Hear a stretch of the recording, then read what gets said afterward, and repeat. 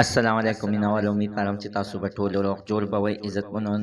اخرنی وخت دی چې دوست سره پاسي د پیسو لپاره خپل دوست قتل کوي یا د جنۍ دپاره خپل دوست قتل کوي چې نن عزتمنو څنګه په جهانګیري په خیرآباد کې یو دوست ظالم راپاڅېدلی دی چې د خپل د دوست په ښځه باندې مین او خپل دوست یې د جنۍ دپاره بېدردۍ سره قتل کړو.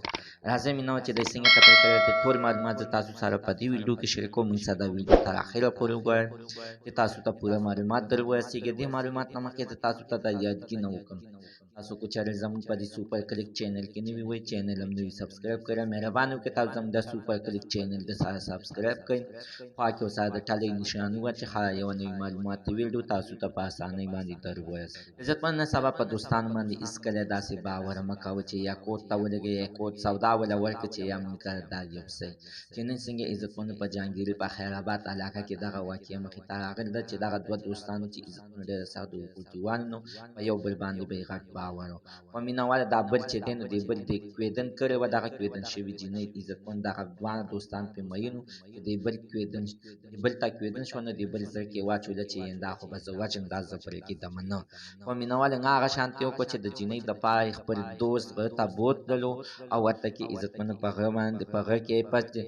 سټک باندې یعنې په تبرګي باندې په سر باندې ووهلو او هلته کې حلال کړلو یعنې بېدردۍ سره یې قتل کړلو. هغه ورته وویل چې ظالمه تا ما سره ولې داسې وکړه. هغه ته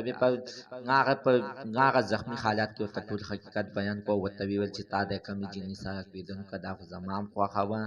خو دا باید زما نه شو ازمولی او نه مې تا ته ویل شو که چېرې تا ته مې ویلی وشي چې تا هم همداسې حرکت کړی و چې دا نن در باندې ما وکړلو. مینهوالې زموږ د دې ویډیو مقصد دا ده چې هېڅکله په داسې دوستانو باندې یقین مه ساتئ، پرې مه که الله مه که دغه شانتې حرکت به درته مخې ته پېښ شي او داسې حادثه به درته مخې ته پېښ شي. الله تعالی دې نور مسلمان د داسې حادثې نه وساتي.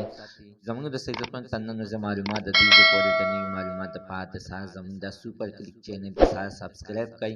خوا کې ورسره د ټلۍ نښان ووهئ چې یوه نوي معلوماتي ویډیو تاسو ته په اسانۍ باندې در ورسېږي.